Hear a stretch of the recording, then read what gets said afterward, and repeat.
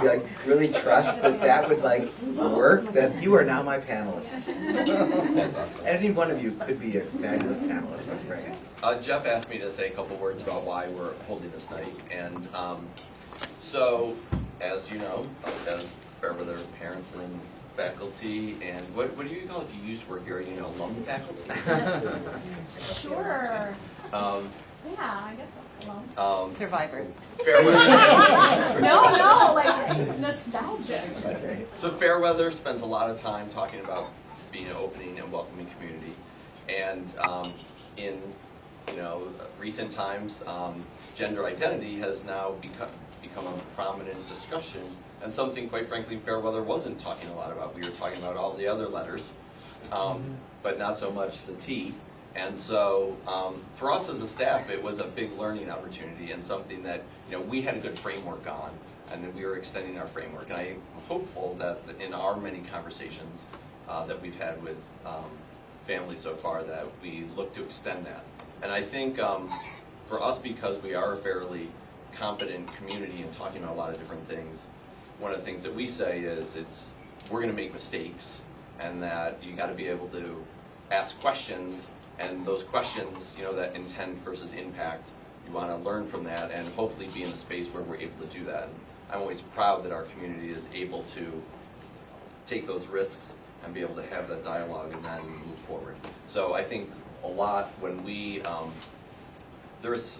Jeff came and talked to the faculty, there was I definitely had I felt I was, wherever here, and then I had some questions, and by the end of that hour I was like, oh, it's over here just a little bit more, and there was a couple key things that I was kind of grappling with, and you helped me move over. So I hope wherever you are on that line, you make a little bump. Thanks so much, Ed.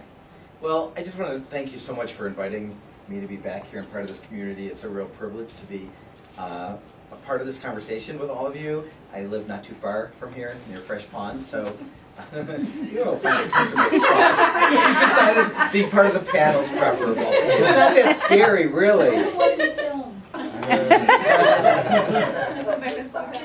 Good. So I just want to thank Ed and Suzanne and the other folks who've really been, Alyssa, and who've been involved in organizing things and helping this conversation to move along here. It's a wonderful community, and this is so exciting to have this total. We brought the A game tonight here to have Zach and Alex and Amy and Roger and maybe Elizabeth, another child who's running around here, might be joining your sister, exactly, who may be joining us at some point. So one of the things that we talk about from the very beginning is that this work is steeped in positive psychology, that we talk about the value of shining a light on the bright spots. What does it look like when things go well, and what are the factors that contribute to that, and how do you create more of it?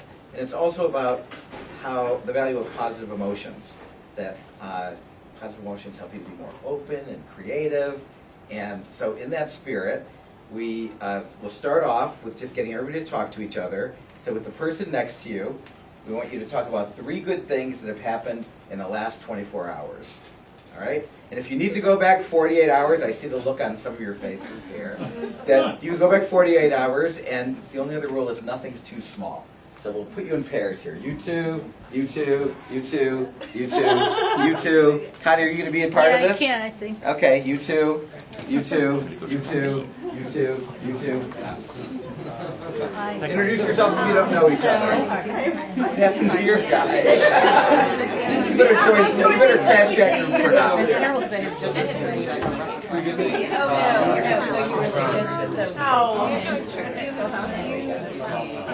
Darla climbing up I also know the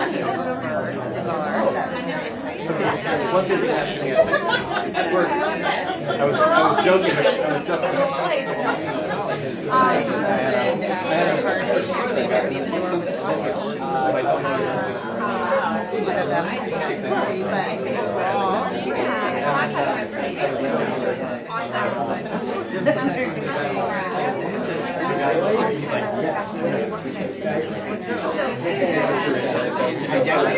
Do you?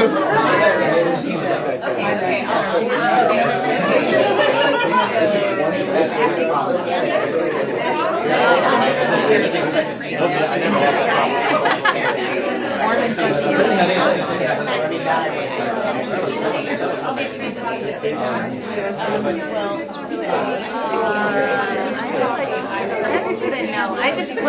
saw the sunrise. Now I'm seeing the sunrise every time I ride my bike to work, and I'm just always so happy. It's like not a long ride. It's just beautiful, like around fresh water. That I can't really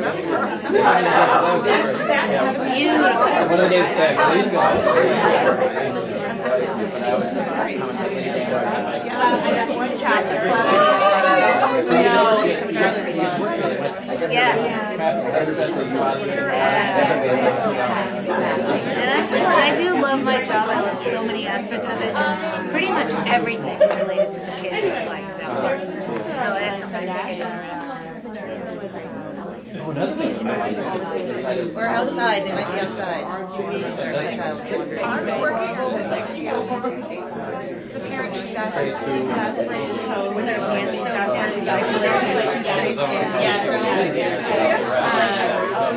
but he's not straight. He's so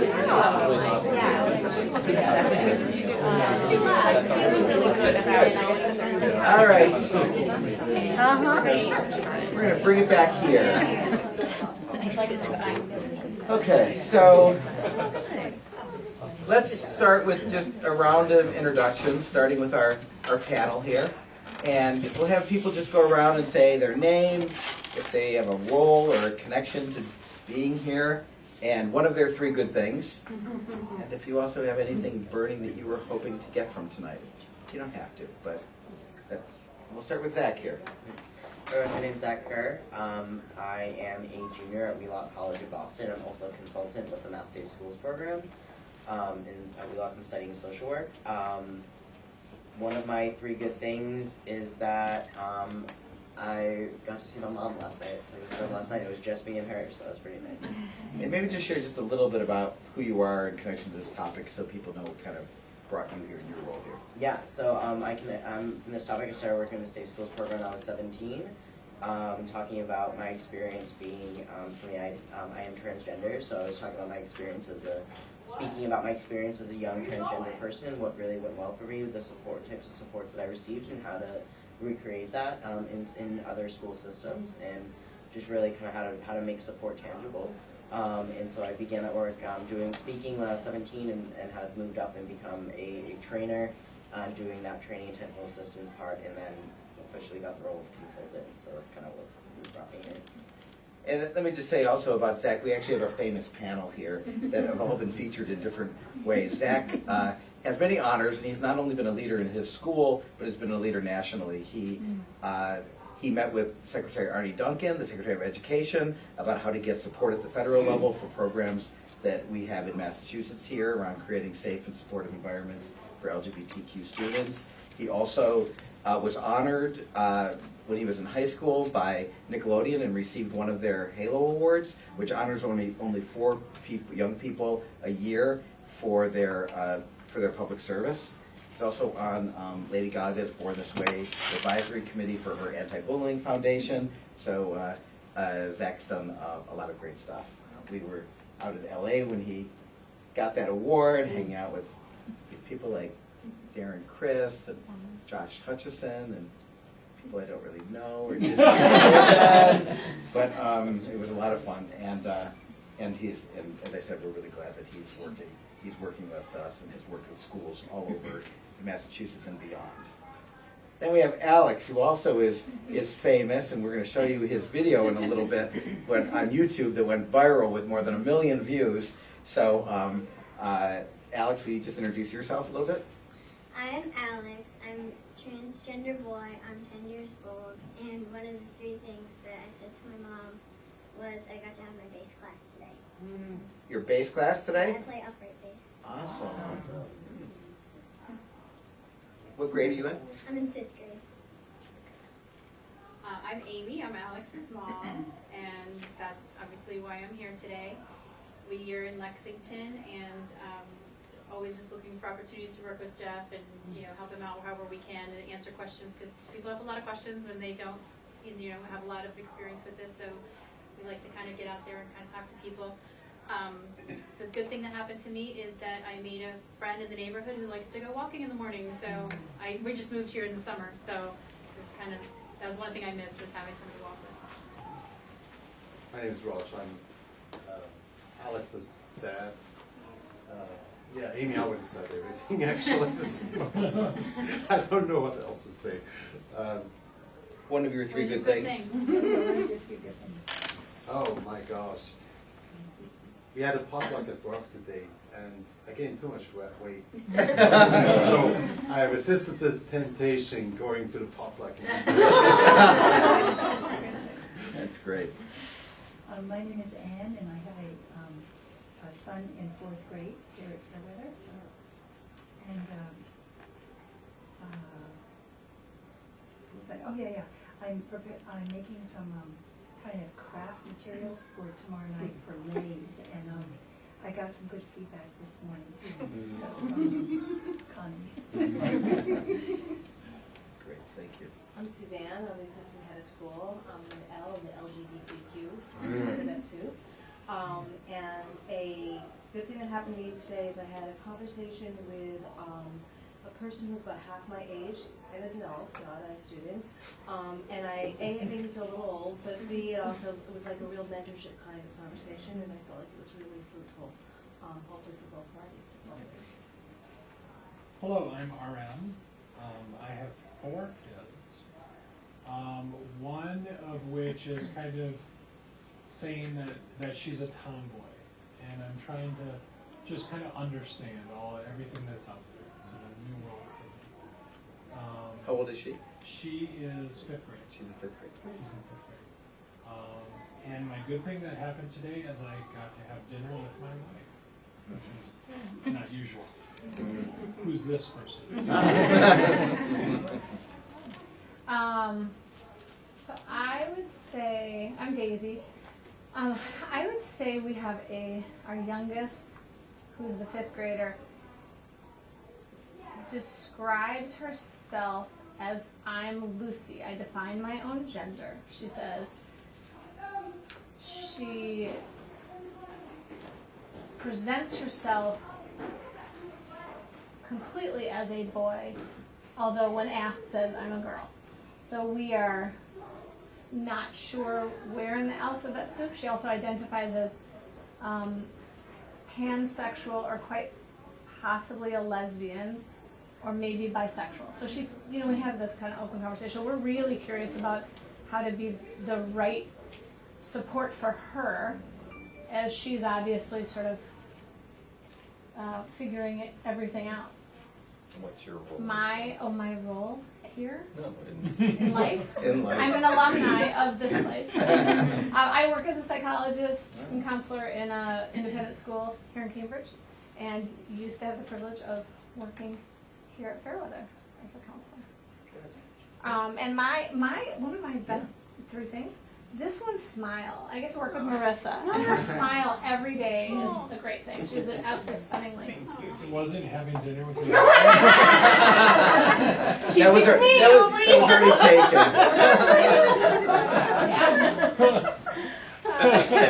My name is Marissa. I have a daughter here at Fairweather in kindergarten. My husband is also Kevin, the infamous Kevin, who works in pre-K. And I also work at a local independent school here in Cambridge. The topic of gender is something that's very pertinent to my classroom this year. And what grade are you doing? I teach also pre-kindergarten. We call it beginners. Wonderful, great. Yeah. And the one good thing is we're sort of doing parent conferences all week this week, and I had a parent conference I was somewhat nervous about yesterday, and it actually went very well. So that was my good thing. I'm Tom. I'm father of Desmond. He's in first grade here, and just one good thing happened yesterday at work. Somebody I don't have any day-to-day contact with, or actually have interacted with in all my years there, just came up and gave me a very kind of randomly very nice compliment that just kind of made my day. I was like, why don't people just do that more often? So that was just terrific. And my main reason for being here is I just thought it'd be really interesting. I thought it'd be interesting to just come and check it out. I'm Connie. I'm one of the librarians here, and I teach growth education. And My good thing was when I was riding my bike to work, I happened to notice that the sunrise was very beautiful, and I stopped and watched it for a little bit before I rode on. My name is Leslie. I have 2 children that go to school here, one in 5th grade and one in 1st grade. And I'm here because if Connie does it, you should probably go. Probably going to make you like a more broad thinking person at the end of it, but also the concept of talking about gender and categories that maybe I'm not even aware about is very interesting to me. And when you have 2 kids this day and age, you should sort of be able to do that. So I came for the language, get rid of the language. And the good thing that happened today was that there was plenty of toothpaste in the tube. That's what we said, nothing is too Great. small. Exactly. I'm Leah. I have a 2nd grader and a 5th grader here, and I'm here because I feel like this is not a subject that I have a lot of fluency in, and that I really welcome the opportunity to learn more about. And one of my good things is that I got a brand new pair of sheepskin lined fuzzy slippers that I wore around today. It made me really warm and happy. My name is Bob, and I'm here with my wife, Jen. We have 2 kids at the school. The older one, Audrey, is 12 years old, who's in 7th grade.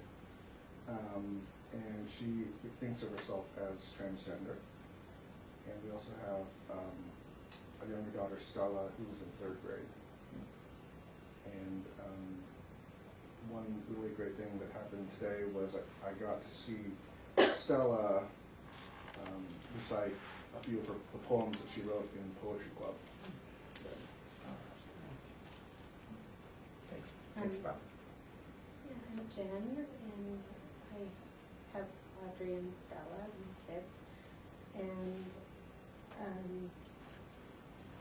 it's interesting, Daisy, I was thinking about you because Audrey identifies as transgender, but she still wants, and her sex is female, but she identifies as a boy, but wants to be still called Audrey and she, and have her friends, and so I don't know if this is where she'll stay or if she'll move, so for us it's been just kind of holding her lightly and trying to explain to people too, so they don't ask her too much, because that makes her uncomfortable. And so I'm just really glad everyone came today. And the good thing that happened to me today, one of the good things was meeting Laura, because she's a unit parent and she is the mom of Maddie, who Audrey plays basketball with and soccer with, who has been very welcoming to Audrey as a 7th grader to these teams. And so it's very nice to meet you. And Jen, I just want to thank Jen and Bob. You've really been instrumental in helping to move along the conversation and deepen and expand it here. And it's wonderful to have you here and sharing some of your experience too. So thank you. Thank you. My name's Lisa, and my kids are Sophie and Theo in 3rd grade, twins. And I'm a child and adult psychiatrist and psychoanalyst, and I have much to learn and much to improve upon, and I feel like I'm grateful. I think you said it well, like if Connie does it, I think often if the school does it, I should be here because there's something I'm going to learn. And so I'm very grateful that the school is having this thing for everyone. And my good thing is that I had a really nice hour-long conversation with a friend who's a parent here this morning. So I'm Laura Johnson. I'm Maddie's mom. And Maddie's an 8th grader. And I'm here for a lot of reasons. I was on the faculty at Harvard for 14 years in the Women, Gender, and Sexuality Studies program and at the School of Education. And I had the pleasure of hearing Jeff and Zach speak before and learned a lot from them. And I'm excited to hear from Alex tonight too. So, I do a lot of work in this area. I just moved over to Boston University, and I'm trying to do some work at the School of Education there on awareness, and I found that I've learned the most from talking to young people, so I'm really excited to be here tonight. And until this conversation, my good thing today was having a colleague bring me a cup of tea in the middle of a very long day. But then here I got to meet Audrey's mom, so that's been really great. And one of the things I love about Fairweather, we're new. We came, and Maddie was a 7th grader, but I just feel like I've met so many wonderful people in the last year and a half, and that's a really special part of this school. So I'm happy to be here. My name is Rick, and we have 3 kids at the school, a 5th grader and twins in 3rd grade. I'm also a primary care doctor by day, and I think that, you know, we talk about it and think about being open to our friends and to our patients, and just sort of really walking with people in their experience and understanding it and supporting them. And I think there's never enough opportunities to learn about just another way of being able to do so. And one of the really fun things that happened to me today is my oldest patient is 102, and her daughter called me and said, you know, the last 2 days she just does not look good. There's nothing specific, she doesn't look good. And we had a whole conversation and wondered whether she's trying to die. You know, 102 is a pretty ripe age, but let me go see her. So I went to her house and I saw her. And she wasn't much better today. I think she just had a bad flu. And it was just so fun to get that wrong.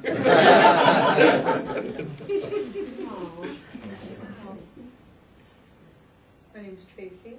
I have 2 kids here. Eben, who's 8th grade, Cal in 4th. I'm also a teacher for 2nd grade here. Really enjoyed the summers. It feels like 2 years ago. Enjoyed that, made some nice new connections. So I'm here for that again. Also, I have a child who identifies as gender non-conforming / fabulous. And dyslexic. So just sort of thinking about, I guess my own place is separating my own processing and his experience, and even though I've thought about this a long time and allow for the possibilities, what's mine? You just sort of check the box, join the club, do the march, like versus here, you know, he's there. What's he doing? So I'm just trying to find my own. Is my advocacy be quiet or loud? At this point, ultimately, it will be loud.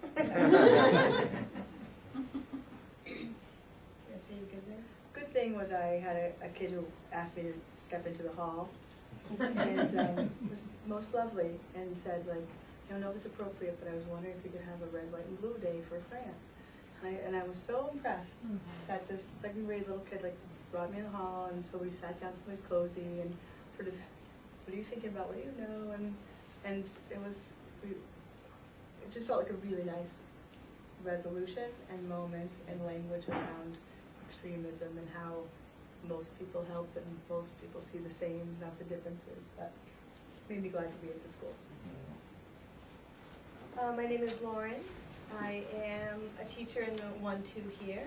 I'm also a parent of a 3rd grader at the school and a member of the LGBT community. So all 3 of those things are the reasons why I'm here.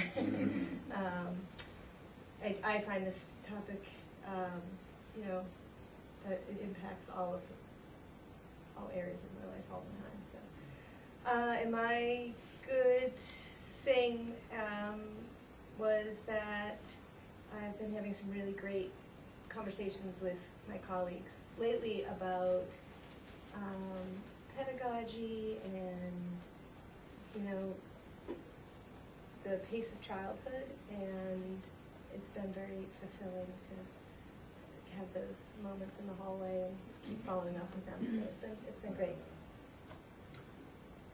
My name's Ed, I'm the head of school. I'm here because I have a leadership of following from behind, which means that I'm fortunate enough to work in a community where lots of people bring ideas and I help usher it forward. And like the people you said that Bob, and in this case it was Bob and Jen who helped lead us forward. And my good thing, I'll go back within the 48-hour realm, is that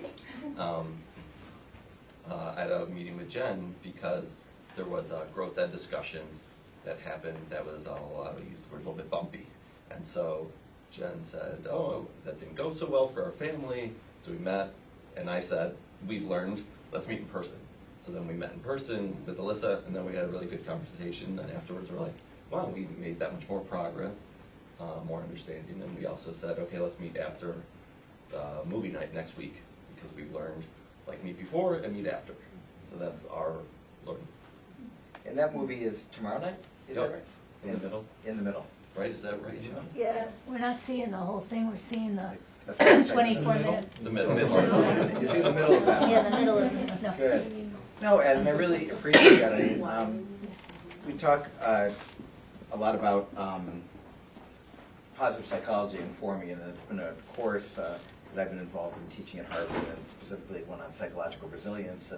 And one of the tenets of it, besides focusing on the bright spots, is this idea of a growth mindset that versus a fixed mindset. So people who are familiar with Carol Dweck's book, it's on the table over there, right behind you, Suzanne.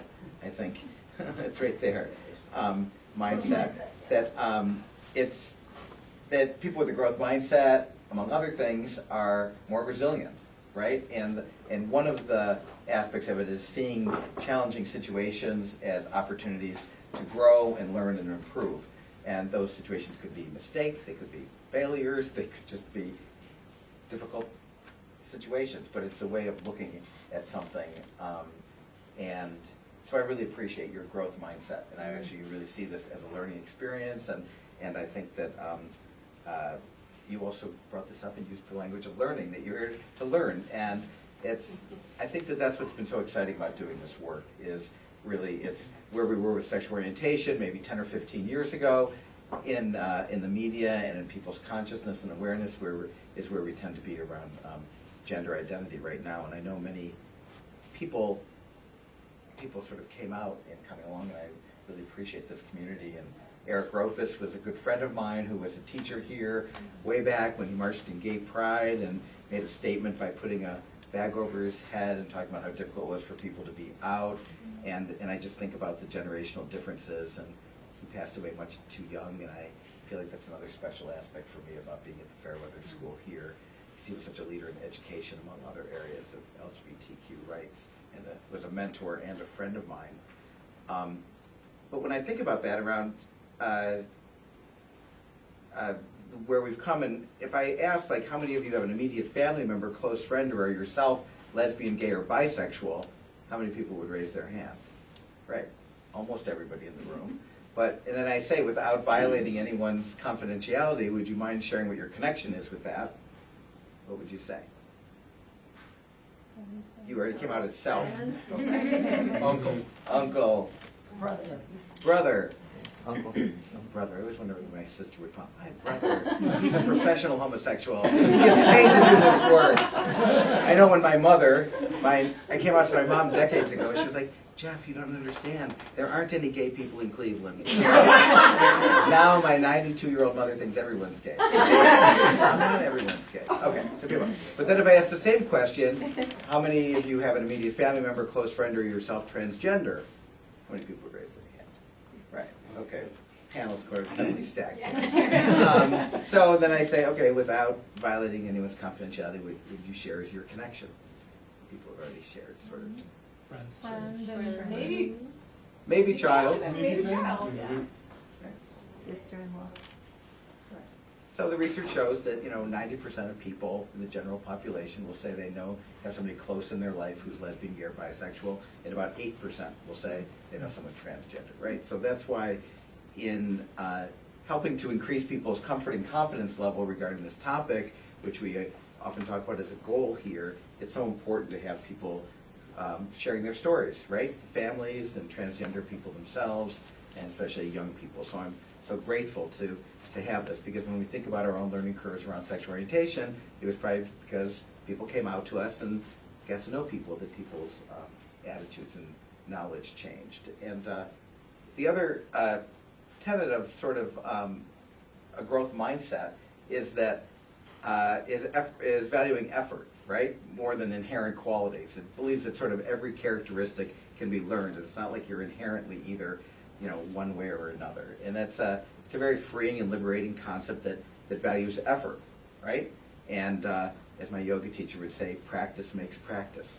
So that it's about, and I think about when my nephew Seamus, we were doing a puzzle together, and there were 48 pieces of this puzzle, and he was able to put it together really fast. He was 4 years old. So I was like, okay, what are we going to do now? So I took out the 148-piece puzzle that was in the same box, and we started doing that, and he was having a really hard time doing it, but he wasn't giving up, and he was really trying and trying. He wasn't getting any piece in, and at one point he looks up at me and says, the more time you spend doing something, the more you get the hang of it. And I thought, really, I'm ready to throw this puzzle out the window, right? But that's a growth mindset, right? That the more time you spend doing something, the more you get the hang of it, right? So that's partially what these conversations are an opportunity to. It's another opportunity to be talking about this and increasing your own comfort and confidence level regarding this, and even some new terms that are out there that people might not be familiar with. So with that, I'm going to, let me tell you, in addition to, I direct the Safe Schools program for LGBTQ students, lesbian, gay, bisexual, transgender, queer in question. And sometimes when we say queer, people are like, wait a second, when I was young, that term was used in a derogatory, and now it's like in the name of this title of a part of a program at the Department of Ed.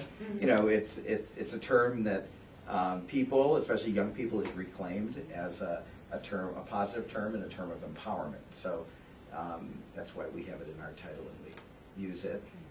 I also am a consultant around this topic with schools, and now camps has become a major area where we've talked about the summer version of schools in many ways.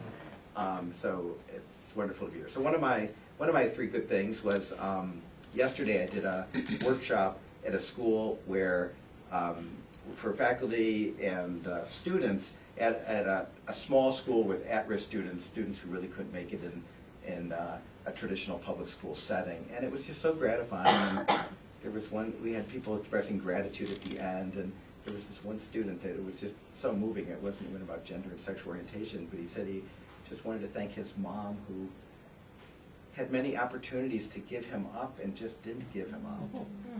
And I just thought, it was just so powerful, and she was just thanking his mom for, sticking with him. So, with that, I want to turn this to Zach to lead us in this next piece around terms, and I'm going to get a slide to put up out there too. Alright, so what we're going to do next is we're going to talk a little bit about the terminology.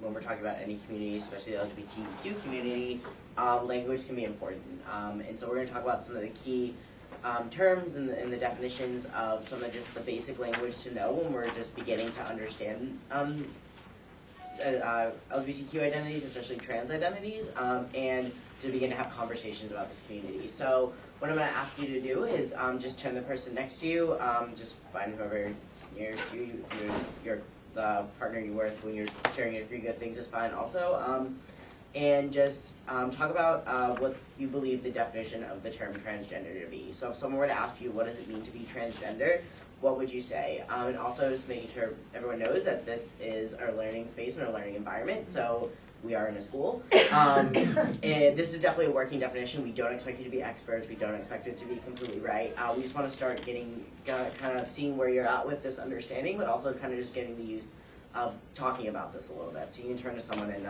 discuss this. Well, gender identity doesn't match sex at birth.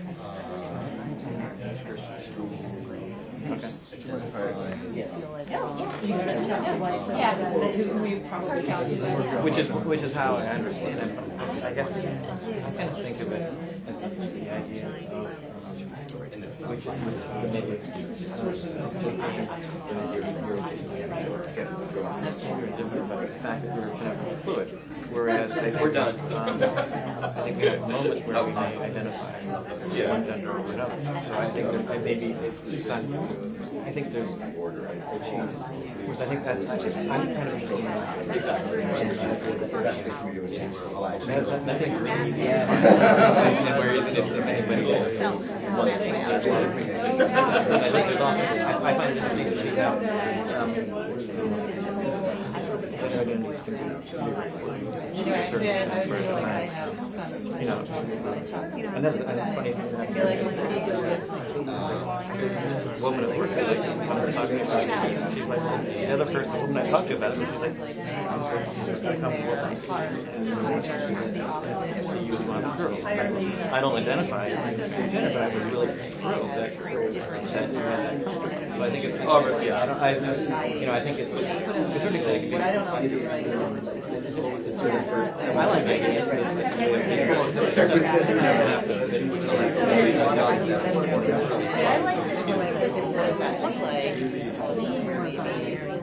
No, it's great. Oh, really?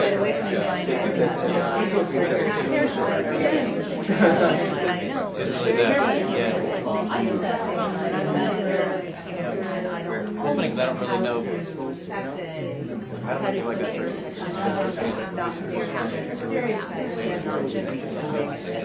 I guess I guess your view is shaped by transgender experiences you meet. So to a certain extent, I haven't met anybody who's been that wrong. ways that think it's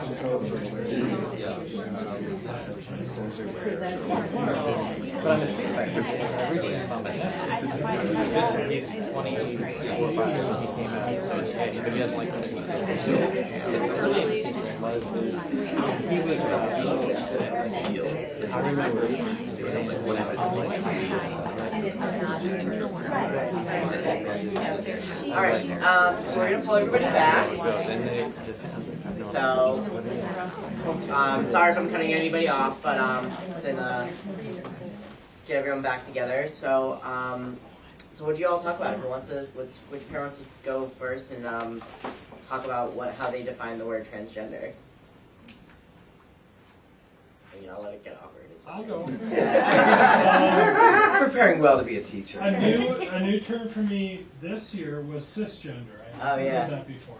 So I kind of, in my mind, it's somebody who identifies as something other than their cisgender. Okay, awesome. So we're gonna hold that definition. I like that because we're gonna go over the term cisgender. So we will go over that, but thank you for that. So we'll hold that definition definitely. Well, anyone else want to say what they just define transgender as? Well, we were saying that trans is sort of a misleading word because it insinuates opposite, that your anatomical sex is opposite the gender that you identify as. But it doesn't necessarily, I mean, it's sort of defined by the person who's identifying. So you have to get more information, I think, than just assume that it's opposite. Yeah, for a lot of these types of identities, a lot of time we'll be talking about claimed identities, we'll be talking about something that's very personal to someone. So so a lot of the definitions we'll give you are kind of just the general, kind of basic definition of we're going to kind of talk about this, what at the basic level are we talking about, but some of these definitions are very personal to certain people. So you can ask someone, you may ask someone, how they identify what being transgender means, and then ask 10 other people and you'll get 10 different definitions. So yeah, I think that's a very excellent point that though we'll talk about it, talk about these definitions in one particular way, the use of these terms can be very different depending on who's saying it and how they identify with them. So thank you for bringing that up. Great. So we're gonna go just shoot into these definitions now. So again, don't worry. Okay, so we're gonna go into some of these definitions. So this is not an extensive list of all the terms and definitions that are important to know, but these are the ones that we think are going to be like I said, the important ones for the basics conversations that we're starting to have. So first, biological sex. So when we're talking about biological sex, we're talking about physical anatomy, we're talking about chromosomes, hormones, primary and secondary sex characteristics, these secondary sex characteristics being everything that comes with the onset of puberty. That can be deepening of the voice, hair growth everywhere, menstrual cycles, breast development, all these things that come with the onset of puberty. Those are the things we're talking about when we're talking about biological sex. And when we're talking about biological sex, we're going to use terms like male and female. So we're talking about biological sex, use terms like male and female. And then also you see the word intersex there. So intersex is just, it's referred to as like intersex conditions. What people have often used to call it would be hermaphrodite, but that's a phased out term. It's actually considered a derogatory term now. So intersex would be just someone who either doesn't develop typically of what we would expect of that person based on their biology, or they can sometimes be ambiguous genitals. These are the things we're calling. There's tons of different types of intersex conditions that a person could have. Next is gender identity. So biological sex is about biology, and then the opposite of that would be gender identity, whereas gender identity is how someone actually thinks about themselves. So it's who do I know myself to be? And so when we're talking about gender identity, we're going to use words like man, woman, boy, girl.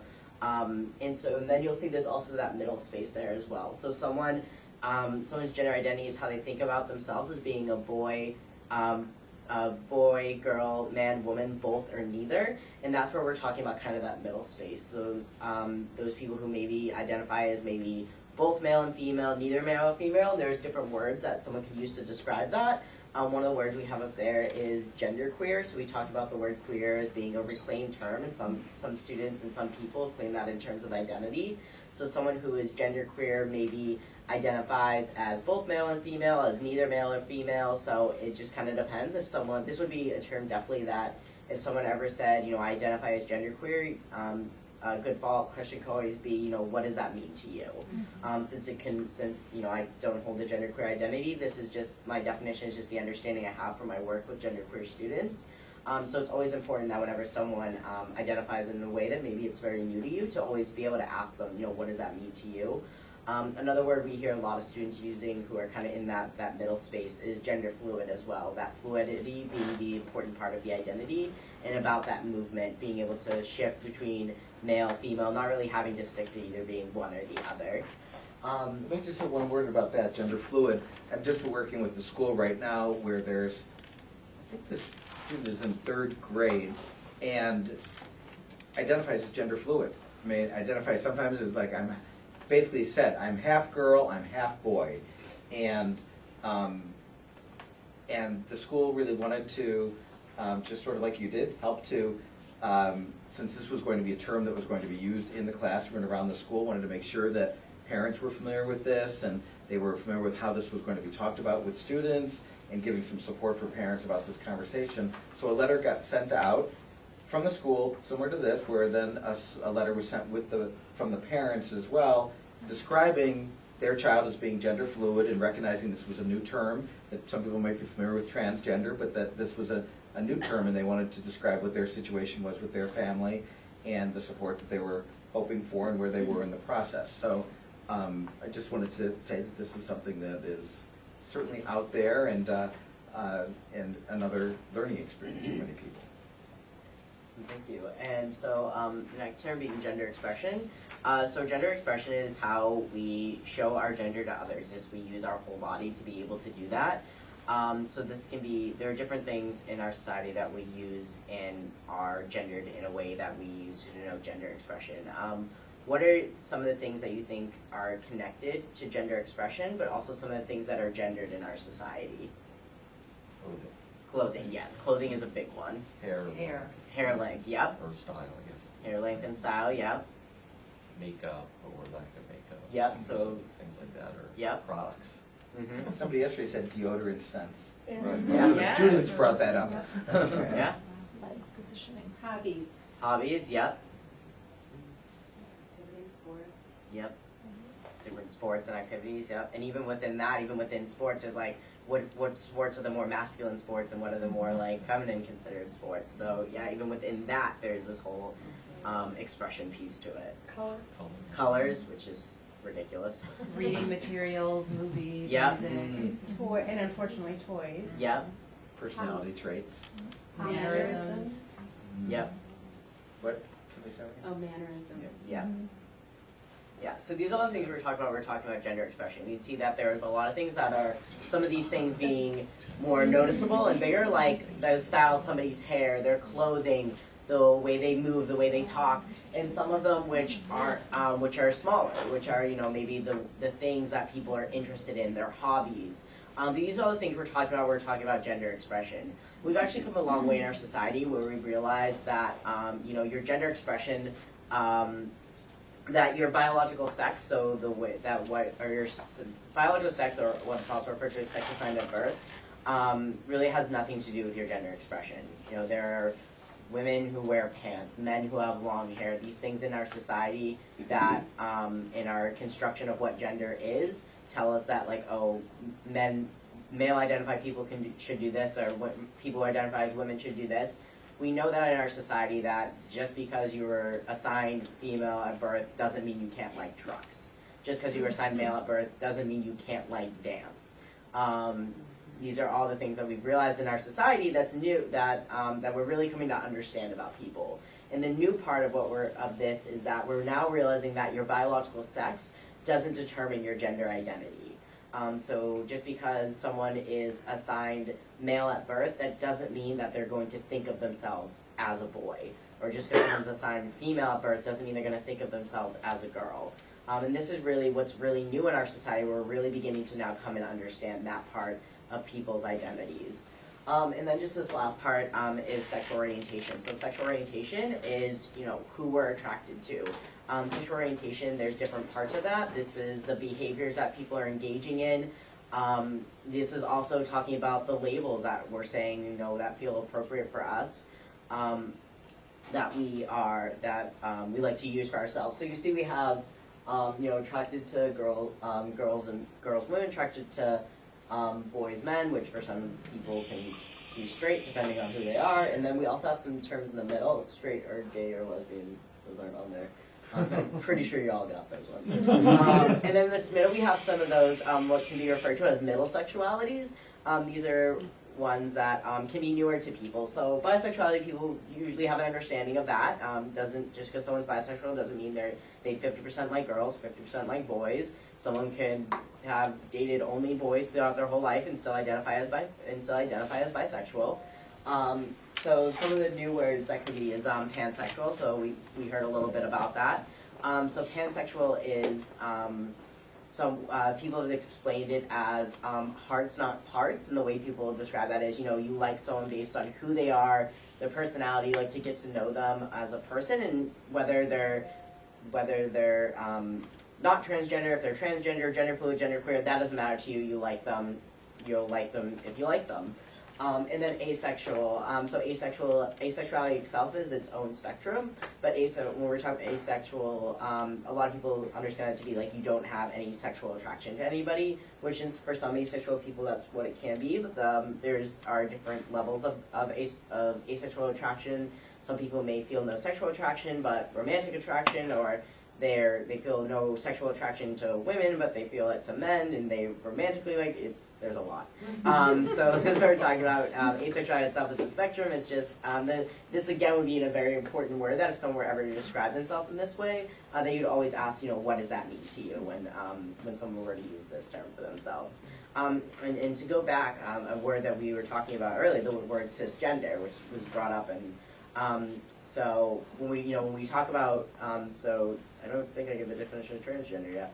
There you go. I assume everyone just knows. So we're talking about, so now that we have an understanding of kind of some of these smaller terms, we can talk about the word transgender. So transgender is when someone whose biological sex or their sex assigned at birth doesn't match their gender identity, how they feel about themselves. And therefore the opposite of that would be someone who's cisgender. Cis, the prefix cis, CIS, meaning same. So that means that someone who's cisgender is someone whose biological sex or their sex assigned at birth does match their gender identity and how they feel about themselves. I know that term is just, some people think, oh, cisgender is like a derogatory term or something. It's not. It's really just to say, you know, if we're going to say what this is, we're going to say what that is, and it's just making sure that we're using terminology and we're not saying that, you know, this is transgender and this is normal. We're just saying, calling everything what it is. So that's what, so transgender and then cisgender.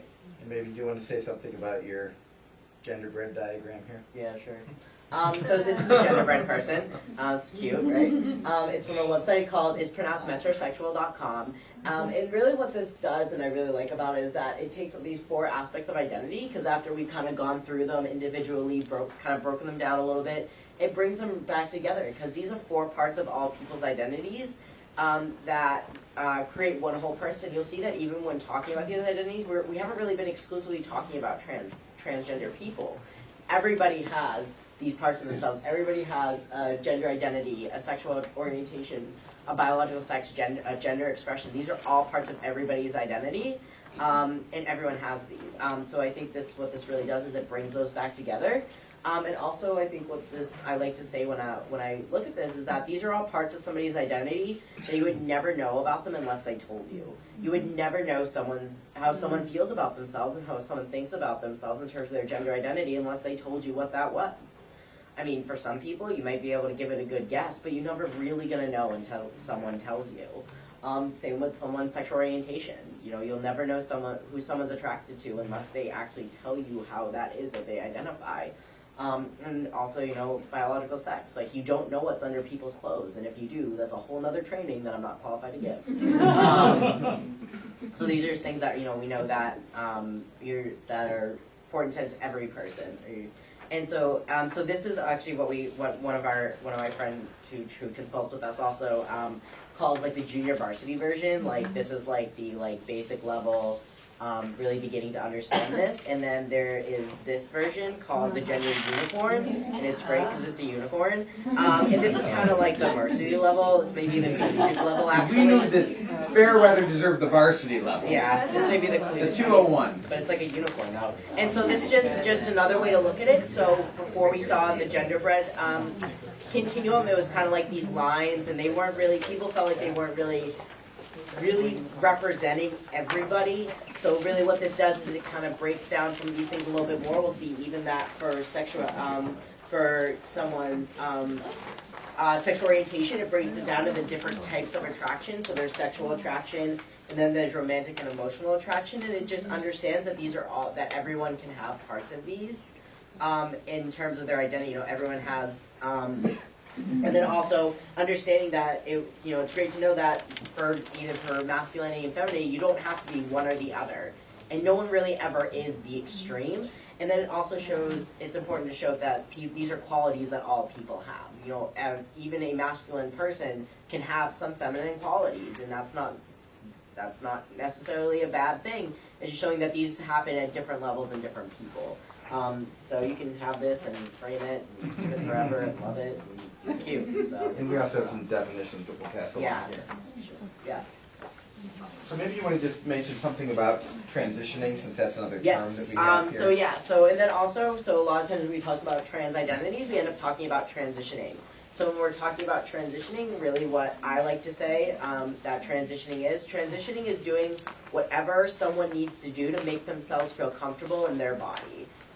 So transitioning is going to look different for every single transgender person. And there are different types of transitioning. So one of the things is that the first one is social transitioning. Social transitioning is usually what people, in terms of the transitioning process, will do first. Social transition, when that happens, usually people are just going through the process of picking new names and pronouns, having their gender expression match their gender identity, if that's going to change. And just living in society the way in which they identify their gender identity, and not what people have expected of them based on their biological sex or their sex assigned at birth. And this is what's happening in a social transitioning. For a lot of the school people, you're dealing more often with a social transition.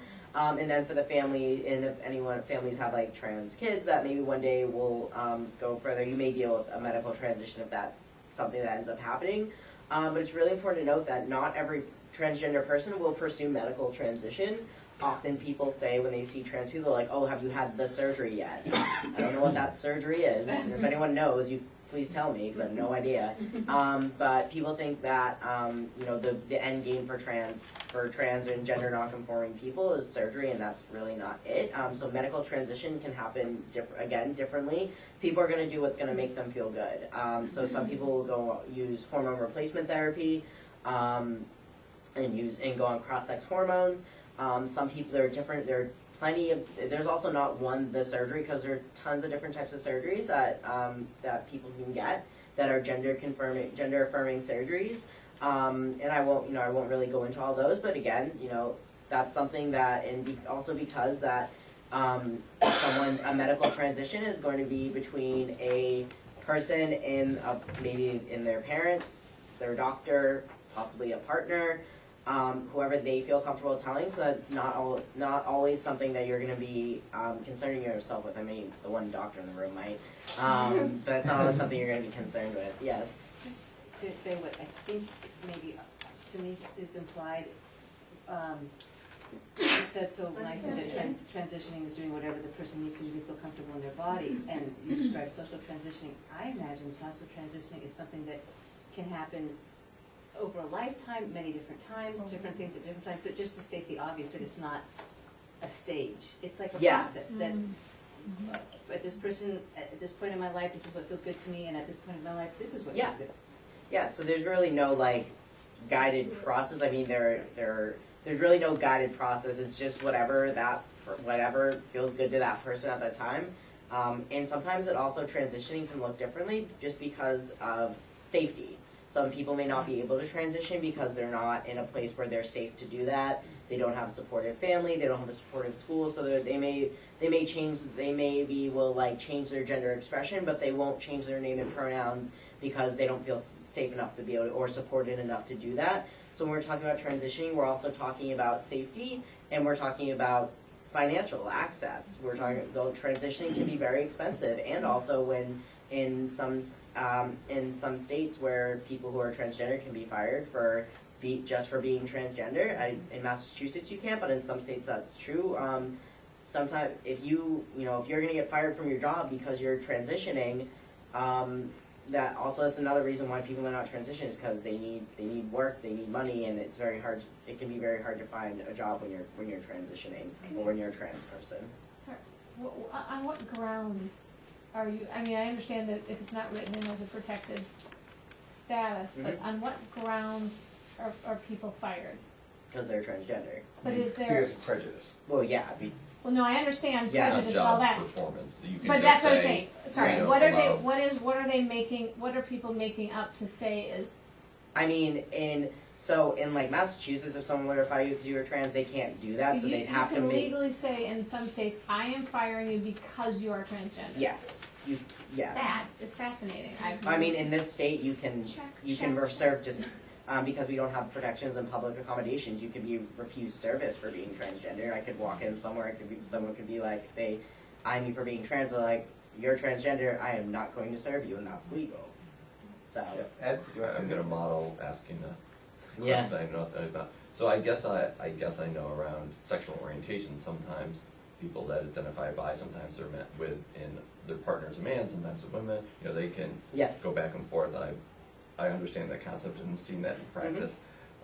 With people transitioning, to sometimes people, what I know from the media and everything, people tend to go one direction. But do people sometimes, they say they're going from male, I'll say socially, to female, live in that realm for a while, and then say, oh, and now I'm moving back. Like, because we don't hear, I'm saying in the media, it's kind of only moving in one direction. This thing that we don't match versus people that kind of. Yeah. So I think, if we're talking about media representation of trans identities, we're looking at a very binary depiction of trans people. We'll see a lot of trans people like myself were very secure, like I was assigned female at birth, but I am male. And we're seeing I think in a lot of cases we're seeing that for some people when they're really that Not always that are people who are binary like that are like that. They're going back like that. Sorry, that was a lot that I was saying. Okay. The media depicts a lot of binary trans people. That's not really necessarily the trans experience. There are trans people who are more gender queer or gender fluid, and so who do have that movement. I mean, I don't really know in terms of like the numbers of that happening often, but I haven't heard often of people who are like making a full transition then being like, oh, that wasn't for me. There are some people who are maybe going on hormones and they're realizing, oh, that's not for me, because sometimes you gotta try it to realize you didn't want it, and that's okay. So I think we do account for people who do have that movement, and those are gender queer, gender fluid people who hold those identities. But in terms of, going through a transition and being like, oh, no, or like moving back and forth dramatically like that, I don't see that happening too often. But I will say there are gender fluid and gender queer people who exist, so, yeah. So why don't we move on then for people to share some more of their personal experiences now? Did you have anything else you wanted to say about medical transition or social transition? No. Maybe just distinguishing, I think, also just to make sure we make the point, sexual orientation and gender identity, that because we have LGBT, people will often be like, wait, if you're transgender, does that mean you're gay? Right? People will ask that because it's all together, right? What would you say if somebody asked you that question? No. Because why? Right, they're two different spectrums, right? So one is gender identity and one is sexual orientation. Gender identity is how you think about yourself as a boy or girl, man or woman, both or neither. Sexual orientation for our purposes to whom you're attracted to, right? The only way in which sexual orientation and gender identity are connected is that you always base someone's sexual orientation off of their gender identity. So when we're talking about people and how they identify, it's about their gender identity and how gender identity always trumps biological sex. And so when we're talking about people's gender identities, it's based on how they think about themselves in terms of their gender identity. So someone who is... Use your own experience, maybe. So even though I'm assigned female at birth, and I think of myself as a boy, if I was in a relationship with a girl, I wouldn't be a lesbian relationship because we were both assigned female at birth. It would be could be a straight relationship if I'm a boy and she's a girl. It could be, I could be bisexual, she could be straight. So we're always basing someone's sexual orientation off of their gender identity. And again, around sexual orientation, that could define this bisexual and pansexual. I sometimes think of pansexual as sort of like bisexual plus. Like bisexual is being attracted to somebody not necessarily based on their biological sex. Pansexual is being attracted to people not necessarily based on their biological sex or their gender identity. It's a more inclusive term that's inclusive of gender identities as well as biological sex. Okay, thanks. So with that, we're going to introduce Alex here by showing... Should I turn off the lights for this? You can't really see it that well. Okay, so here is the Alex. When was this that you were at? This was last year at family camp. So a year ago. About a year ago this month, or in October, I think it was, 2014. Okay. I don't know, Alex. We could have you doing this live here. I don't know why we're showing the video.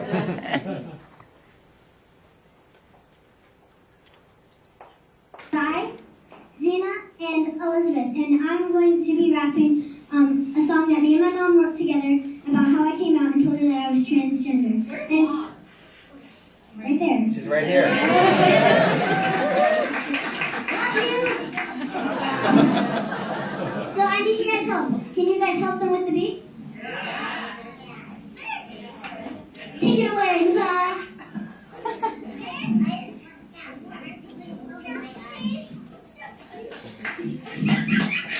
Come on, people.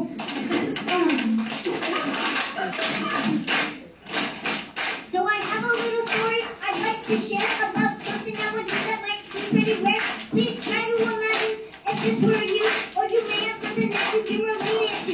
So I was just a little kid about 7 or 8, and I had something to say that could no longer wait. So I went to my mom that hot day in July with a hope in my heart and a tear in my eye. Basically, I said this girl is your son, and I've always felt this way, and I had to be fun. We sat there together for a little while.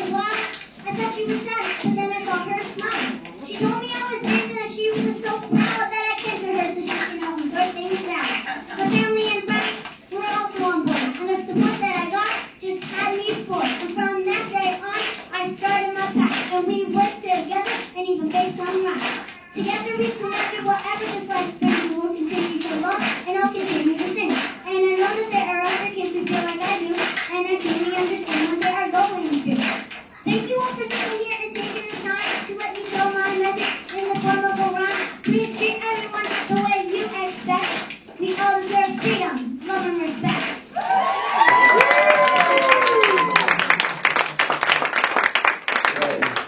Awesome. Next. So, on the right there, you saw that it said Camp Aranutic. Alex performed this when he was at family camp at Camp Aranutic, which is a camp for transgender young people and their families. And I was there when you performed that last year. And it's run and owned by Nick Teich, who actually is local. He lives in Newton, and he's the author of this book, Transgender 101. There are a few books here that you might want to look at that are kind of Bibles: Transgender Child, this one, Gender Born, Gender Made. But Nick Teich wrote that one from Camp Aranutic. So with that, I am so excited that Alex, Amy, and Roger are here. So to talk a little bit about their experience. So please give them a warm welcome.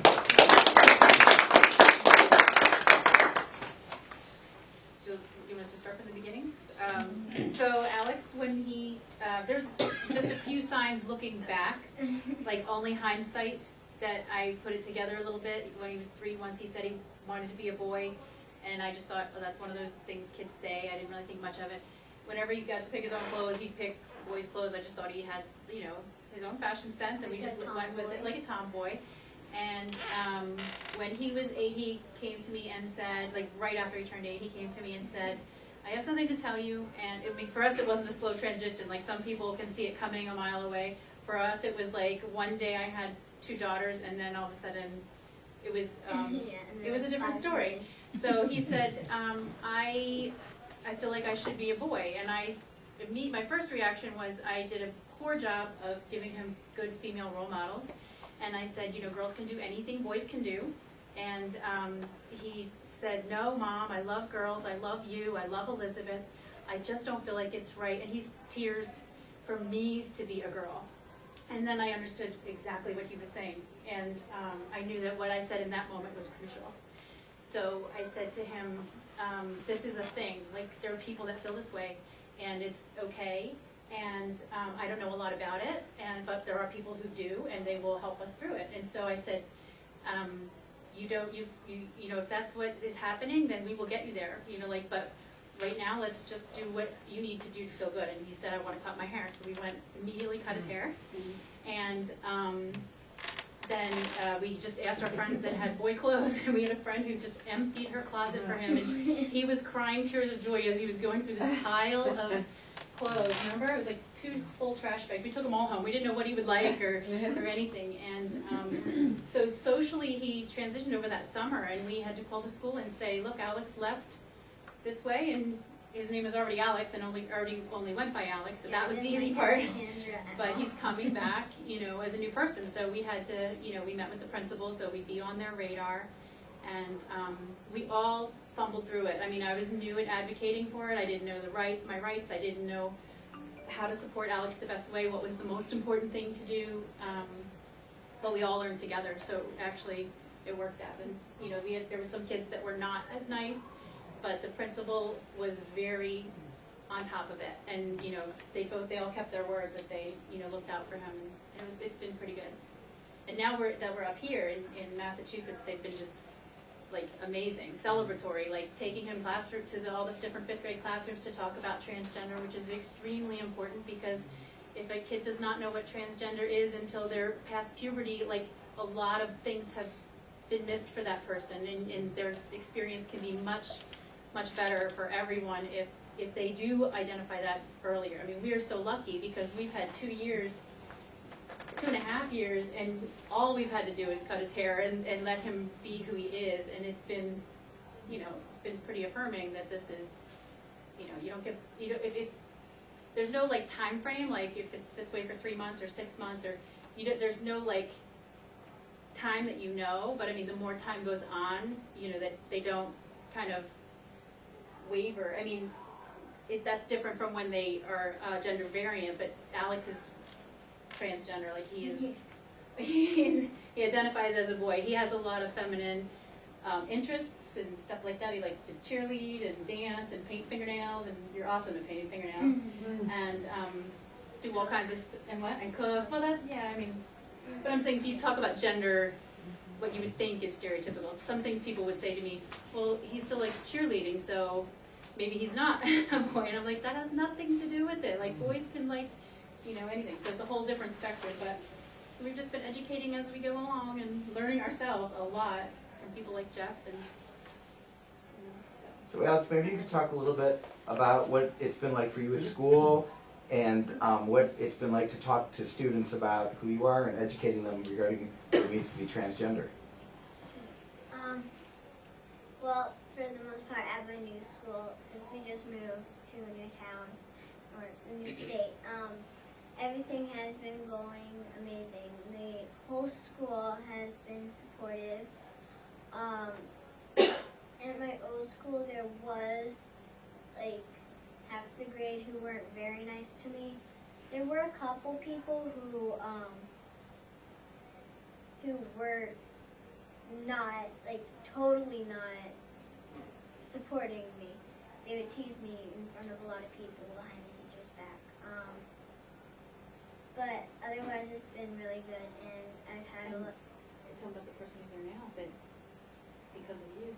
Oh yeah, there's actually there is another transgender girl now in my old school who is now with the teacher that I had for 4th grade. And she came out because she saw that Alex had a good experience. And the principal told the mom that he had paved the way and that they had, you know, they knew how to support her, which was great. That was at your old school before you moved? That was my old school. So what's it been like at this new school where, talk a little bit about how you talk to students about what it means to be transgender.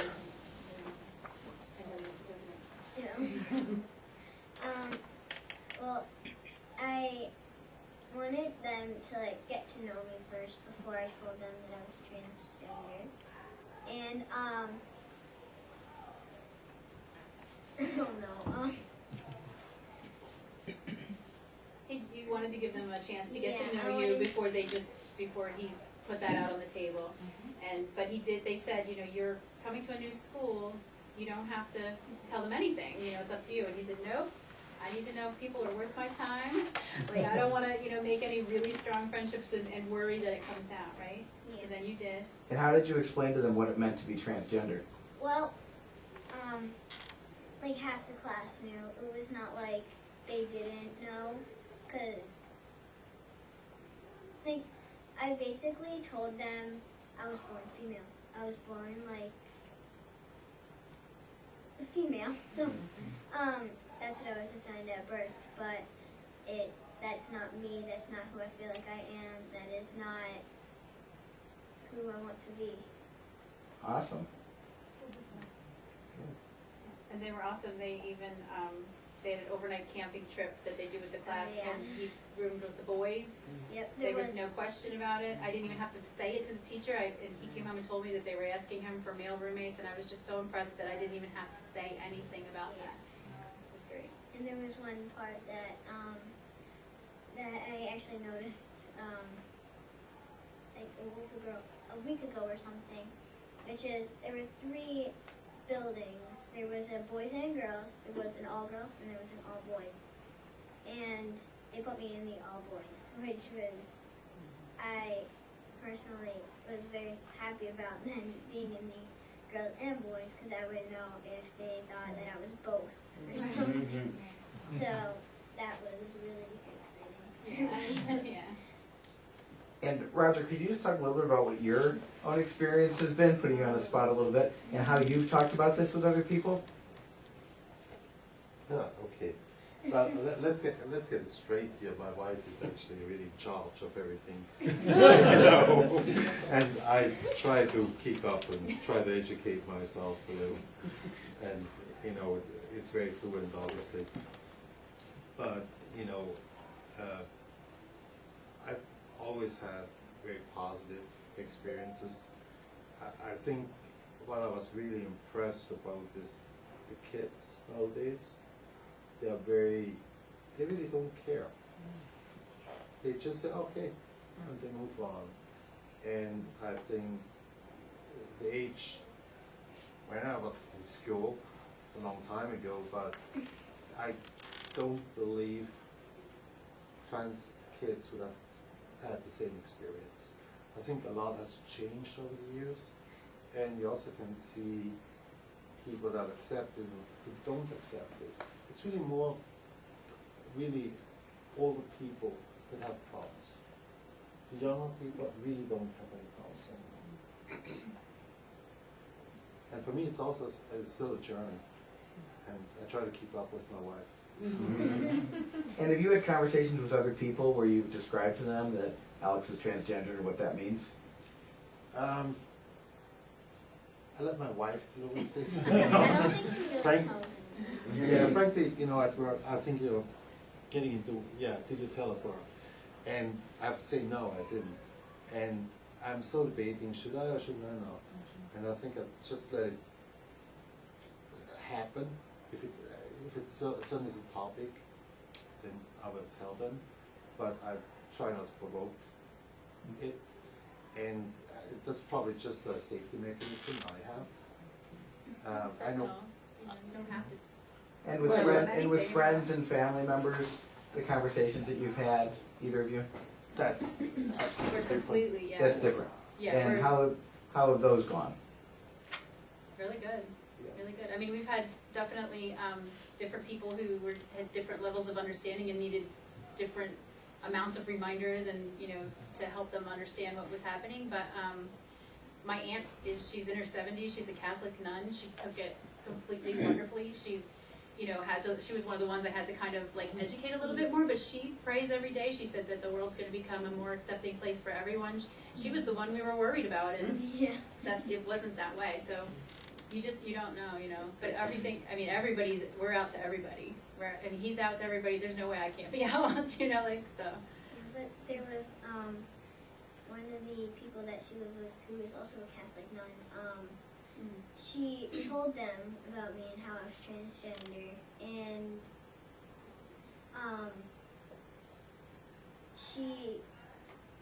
my aunt's friend said she thinks she's transgender. And She said from learning about it, she said, I think that's me.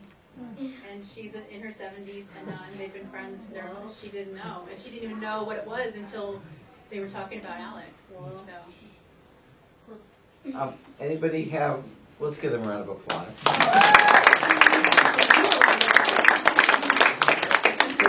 anybody have a comment or question they want to ask about their experience at all? Just curious what state you came from. Connecticut. Connecticut. Okay. Which was very accepting, you know, very good. Alex, can I ask you a question? Before you came out, did you ever feel like you sort of had this secret with your classmates that you weren't sure sort of how to let your friends know? Well, not really. I never kept it a secret from them. Okay. Like in 3rd grade, it was the first year I went to school. The first day I was telling everybody that I was transgender and what it meant. But I think that's why I didn't tell them this year so fast. I think they didn't get it, and then they started not being so nice about it. Do you mean before he came out? Yeah. Well, when you were When you 5, were younger. Right. When you were even in younger. 1st and 2nd in kindergarten. Like when you were in kindergarten, did you feel like you were keeping a secret or you weren't? Oh, well, when I was in kindergarten, I did have a bad experience with it. I was dressing as a tomboy. I wore lots of boys' clothes, shoes, and I got bullied by the oldest kids in school, and I was one of the youngest, and that kind of gave me, like, this might not be okay, some people might not think it's okay, and I was a little scared to tell my parents because I didn't know if they were one of those people who wouldn't accept. But that's not. I have a question. In your mom's story, you came to her and said, I have to tell you this thing. It seems like that's a big thing. Like, how did you think about telling her? And like, because you probably you didn't have any role models, right? So You didn't already know transgender people? No, I So- never knew transgender. Right, so you had a, like, I'm kind of curious about in your own head or feelings, like, how did you almost construct that idea? Like, how did you figure that out? What did it feel like, or what, like, does that make any sense? Yeah, well, I kind of don't remember, but I'll try to see what I think probably happened. Well, it's been nagging me my whole life. I've been, like, wanting to not be a girl for as long as I can remember. But, that just one day, I couldn't take it anymore. It was too much for me, too long. And so, I told my mom. That's how it started. I'm going to just show, just to have a transgender girl's voice in the room as well. This is Lexi, who transitioned when she was in 5th grade. She was from a small rural town. She's now in 8th grade. I think that this is from when she was in 6th grade, and she was talking a little bit about her experience. So I started going all out at age, like maybe 4. Started wearing dress up, and I just always played with dress up, and I had like baby dolls. And then my mom told me to settle, I had to go to school as a boy, so I had to settle down for a little bit. So maybe like I settled down for like 5 years, and then came back again. So I started getting that urge, like just wanting to be a girl and wearing that dress. It was just, and I started going to my friend's house and wearing all her clothes. And she had really nice clothes. And I would do her hair in an updo. And and then we would have a fashion show downstairs. And then you would dress up again in a different outfit and keep on doing that. And then I remember going to school that day. I was wearing a white shorts and a butterfly shirt. And I remember walking in. It was just so much fun, and everybody looked at me when I walked in. They started smiling at me, and it was just so amazing. The transition went so smoothly. My mom's always been helpful. She's been buying me clothes, and she's just been loving me. And some other kids, they don't have that. Like, their parents aren't okay with it. But my parents, they've just been very, very helpful. My mom's a little bit sad about me transitioning, but then she kind of got over it. And now she has another girl. I think she kind of likes that. Buying me girl stuff and changing my room around. She likes that stuff.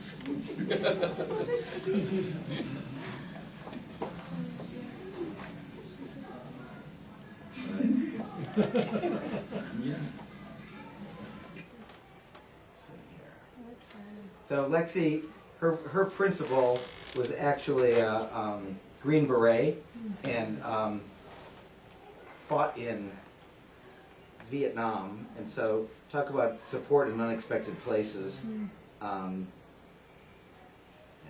Yes, did you have a question? I have a question. I was really touched. I'm just speechless. I've been saying to my friend Jen, I'm just like crying the whole time. I'm so moved. The whole thing is so moving. I can hardly contain myself. I was thinking about your comment about the sleepover at school. That's very profound to me. I'm really impressed with the school, and I'm thinking about a comment. I feel like maybe you made, Roger, but I think about how adults worry about things. So I imagine, and this is in any number of ways, but I'll just take that example. I could imagine a school worrying on behalf of the other kids. It could be many levels. It could be worrying on behalf of the other kids, what are they going to say? They could worry about what the other kids' parents say. It's any number of things. And I see this, it's not just at a school. I could imagine it at other friends' houses, or I could at a camp, at a restaurant. So I'm sort of floored that the school was able to do that, and I wonder sort of how they were able to do that, without necessarily like sending a letter to every person. How can you? They were just really, I mean, I spent some time with them, you know, just talking to them about what it was, and we just kind of agreed we were going to teach each other. So she saw something, you know, I sent her articles, she sent me, you know, asked me questions, and I said to her, you know, like about this I didn't even say it, but they were talking about doing a letter or something for the parents, something like this. They wanted to invite, you know, parents to it like later on in the year. And I said to them, you know, you could get some backlash, you know, from parents who do not want you teaching this, or kids, and they just said to me, we're fine with that. We feel like this is the right thing to do, and we can handle it. So they knew that already, and they were just okay with it. I think they were just, they knew what they were doing was right. So it makes it easier. You know, Lexington has a really wonderful history with sort of including or not including books. Sort of Entangle Makes Three, and there was sort of a community within Lexington actually that was really up in arms, and really the school system stood so tall and so proud, sort of on behalf of. Back then it was sort of same-sex parenting is what it was about, but this is now maybe 20 years ago, or I'm blanking out anymore. So I think Lexington particularly has a history of sort of strength and standing proud. So I really, just like Lisa, I just love hearing the story.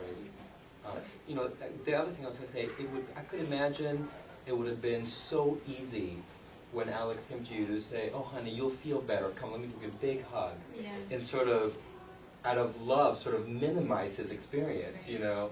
And I think that's what moves me the most probably as a parent, that you had sort of the respect maybe, or just the wisdom, you know, to just actually really take him so seriously at step zero. You know, it just moves me tremendously. Real quick to say about the comment about like, oh, how the school knew what to do and they didn't think about the concerns of the other students, or what about this. You know, it's good that the school did it, because when we're seeing schools who are like concerned about the other students or the pushback from the community, that's when we're really seeing discrimination happening. We're seeing students who are being told, well, you're going to do this because you're different, and being made, you know, students who are like, you know, schools who are like, you know, you're going to use the nurse's bathroom because we don't want to make the other students uncomfortable. That's when we're seeing schools making those assumptions about what the response from the community is going to be, the response from the students are going to be. That's when we're really seeing discrimination happening, and trans students who aren't being supported, because, you know, like what has been said, like, you know, students kind of, a lot of times don't care. Sometimes they will, it just depends on how they're raised and what they've been taught around this. But sometimes, you know, we see a lot of times where students, it's our biggest issue a lot of the times when we're doing this work is adults. Yeah. They actually asked me to audit them. Like, they came in and said, look at our bathroom signs, look at our hallways, tell us what else we can do, like, let us know. And so I did all those things, and they videotaped one of Alex's speaking to one of the classes, and she said, I want you to tell me anything I could have done and that would have been better, and I want Alex to look at it and tell me anything that would have made him feel better in that moment. They're totally open to the criticism, and they said this, you know, they even said to me, like, this is the world, like, we're teaching our kids in their mission statement to teach them to grow up in a diverse and, you know, accepting or something. I can't remember the words in their mission statement, but that it was, you know, they just stood behind it, so it's great. And one of the things we like to say, I mean, gender identity was added as a protected category. The Student Anti-Discrimination Law, and Title IX has been interpreted that the protections from discrimination on the basis of sex has been interpreted to mean gender identity and gender expression as well. Is that this is the no flinch moment for administrators and for school personnel and parents, that equal is equal. You cannot treat a student as being equal in all the areas of their lives except for the ones that make you uncomfortable without undermining the rest. And those areas tend to be bathrooms and locker rooms, right? And bathrooms have been used historically where discomfort has been used to treat people inequitably, specifically around race. And also around bathrooms, there are many, bathrooms tend to be a really anxiety-ridden place for transgender young people. And, you know, Zach, maybe you could just talk a little about your experience with bathrooms, because I think it really illustrates it powerfully. Yeah. So I never really had, I don't like bathrooms, which is a weird thing for people to say. So for me, when I transitioned, so I began socially so I came out as transgender when I was 14, and I began my social transition so I came out as transgender at 14 years old at the end of 7th grade, and I began my social transition at 14 in the beginning of 8th grade. And when I began socially transitioning, I had my gender expression change to look like a boy, but at my school and the school system are still identifying as with my female pronouns and my female name. So therefore I was still using a female bathroom. So when I was in 8th grade, I would go into the female bathroom and I would get told on for being in there. My friends would make fun of me for going in there. So I was just like, but I also knew I wasn't allowed to use the men's bathroom. So for me, it was like, what's the point? And I'd always heard of people getting picked on and bullied for going for bathroom stuff. So I was like, well, in high school, using the men's bathroom isn't going to be an option for me. So for me, my decision was to just stop using the bathroom. So the whole 4 years I was in high school, I never went to the bathroom during the day. I would get to school most days at 6:40 in the morning because school starts hellishly early, and I wouldn't be home until about 9:30 at night because they banned practice and theater practice, and this whole time I wasn't going to the bathroom. And then I also, because of the issues around the bathroom and not having to want to go, in end of 7th grade going to 8th grade, I developed an eating disorder, because what do you do when you don't have to use the bathroom? You don't eat, you don't drink. So for me that became quite an issue, because not eating apparently is a big problem. That's what my parents told me. But we're seeing that's a lot of experience of our trans youth who are, they're developing eating disorders because they're not wanting to have to go to the bathroom. Also for other reasons as well, that they're kind of using food restriction to mitigate some other experiences that they're having. But for a lot of times it's bathroom issues. Always the thing they always tell you before you do like MCAS or like your SATs is like, have a good breakfast. Like my thing was to not eat and drink at all because I didn't want to have to go to the bathroom, because I would not be going to the bathroom the whole time. So nothing worse than having to sit and take a test and you have to go to the bathroom. And that's how I ended up writing about the Hunger Games with my SATs, because I had to go to the bathroom the whole time, but I just couldn't go. I walked by it 4 times, but I just couldn't do it. So by the end of it, I couldn't even concentrate.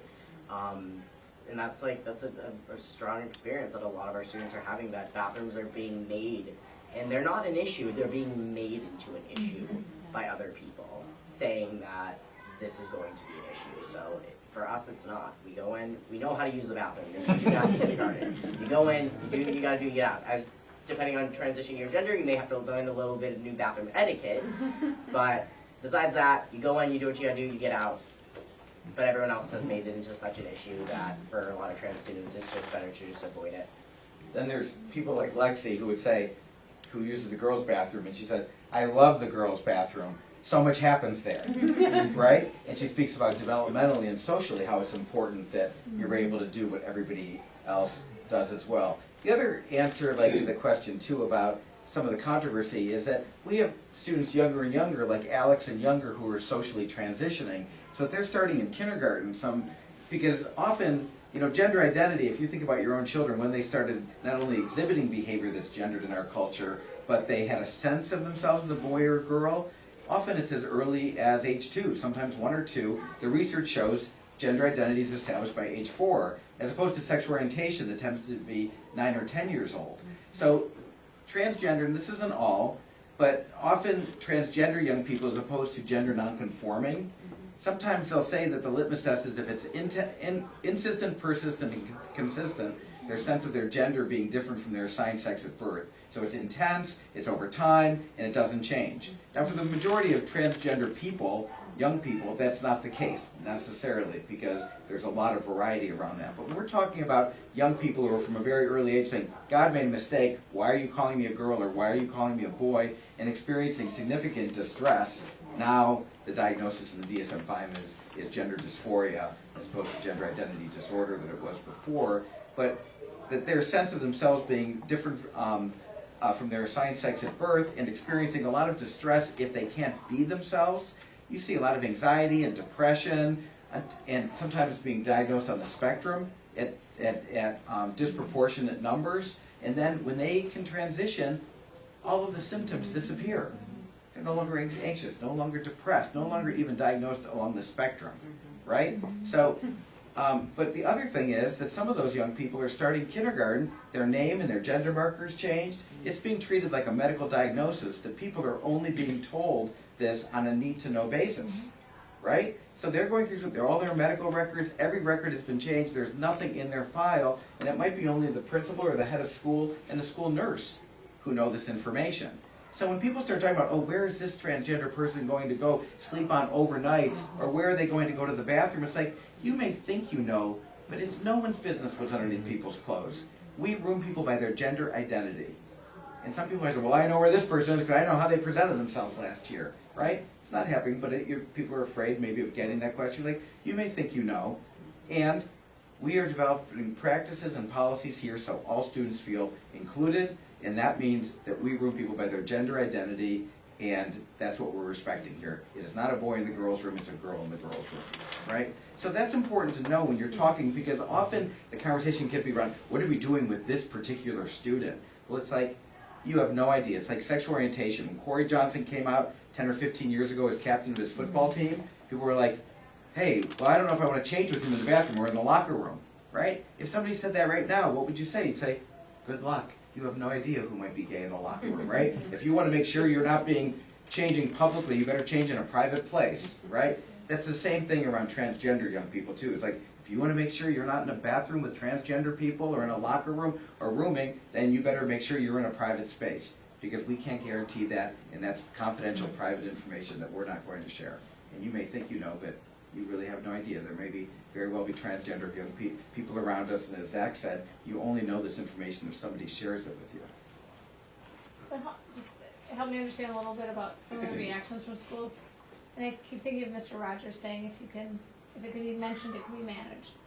And it seems that some of the concern that schools have expressed around bathrooms or camps or sleeping is conflating gender identity with sexual activity.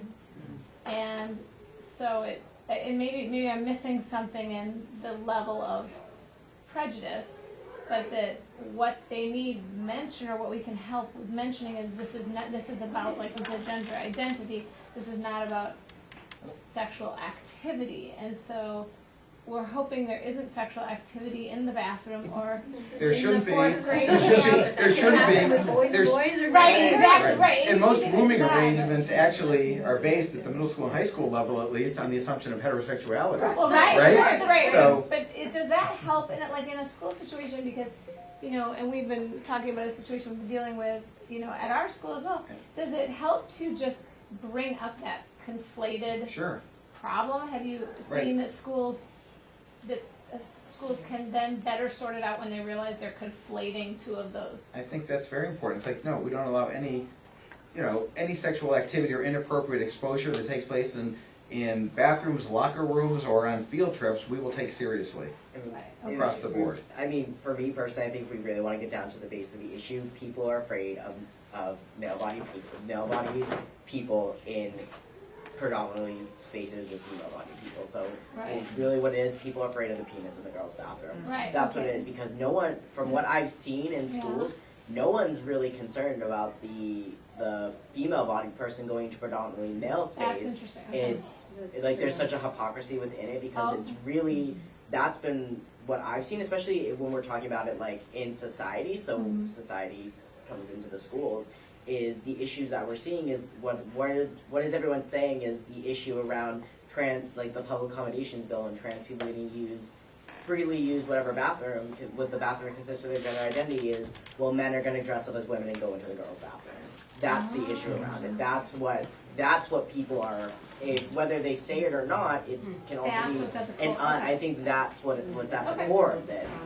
Is having those different body parts together in the victimization of that. I was just at a school where there's a transgender girl who's using the girls' bathroom, and the people were sitting around like, well, what do we do when somebody says, look, there's a penis in the girls' room? And one of this guidance counselor was ready to retire, said, it's not like it's hanging from the ceiling. And I was like, oh, she said that. So I wasn't expecting that answer. But I think she was basically speaking like, listen, it's not, believe me, these children are going to be more private about their bodies than anyone else. And if there's any inappropriateness going on, we will take that So seriously. your urethra is in bathroom for you. Right. You know. So I'm struggling a little bit with, I'm struggling a little bit with like we were talking a little bit about sort of like it's nobody's business, like the anonymity a little bit around that, For right? some You people. don't really know. But then also about sort of the coming out process. And I think, you know, in the situation that we're thinking about in my classroom, just thinking about also sort of this that's why I asked the question about the it being a secret. So I think I'm struggling with sort of all of that, and I guess is it just really about what makes that child, that individual, feel most whole, most like their self, most Everybody comfortable? deserves that, you know. Yeah. Everybody wants that, whether it's what you've always gotten or what you've never had before. That's what we all want. Right. So, And I think the struggle too is then often, I think you have a very unique situation where, as parents, you were right up to speed with your child, and I think that in the situation that I'm thinking of, that's not necessarily the case, and so if the child is sort of at a faster pace than the parents are, and you have sort of this ambiguous period in the middle where, I mean, you're But all that's kind always of the case, right? Because the parents may not know the kid. The kid will feel their transgenderness or whatever the noun would be, and then will come to the parent, and the parent will go, you know, I thought so. Or they'll say, it's a surprise, but we're on board this train with you, or something like that. But usually, you come out, or similar to sexual orientation. Exactly. So people could be at different places. But you come out to the parent can know it parents first. And I then think I'm sorry. Yeah, go ahead. No, I was going to say, when he came out to me, I put a face on that I was right there with him, and I was, but I didn't know what I was right there with yet. Like, I just knew that it was important that I was with him. I still had to go back and, like, there's a book on that table that I read in one night because I just couldn't put it down. Which one? The Transgender Child, yes. Got my feet under me. It really, like, made me feel like, but anyway, so, and, you know, between me and my husband, we had different levels of coming to it. Like, I was trying to support Alex. My husband thought I was encouraging it at first. You know, he wasn't comfortable. Not that he doesn't have any problems with the LGBT community, but it was just kind of an adjustment that he didn't realize was not going away, or, you know, he kind of watched for it to see if it was a phase for a while. So there was definitely struggles there, and there's people who are the biggest advocates right now as parents who will say in a meeting, it took me 2 years after my kid came out, and I feel so horrible that I, you know, dragged my feet on it or whatever. But it doesn't have anything. Sometimes people really do just come around it. It just takes different time, you know. Now, I want to just bring up the concept of pride as part of the coming out process, and it goes from, you know, Alex said, I just couldn't take it. It was too much for me. I couldn't take it anymore. And then you come out, and then there is a place of the reason that it's a secret is because it feels shameful, and then suddenly it's too big, and even if it's shameful, I need to come out. And then slowly there's a concept of pride, and there's this sort of evolving experience. And so when you don't sort of talk about it at work, it's sort of a need-to-know basis, or maybe if I'm asked, of course I'll say it, but I don't have to be the politician about this, you know.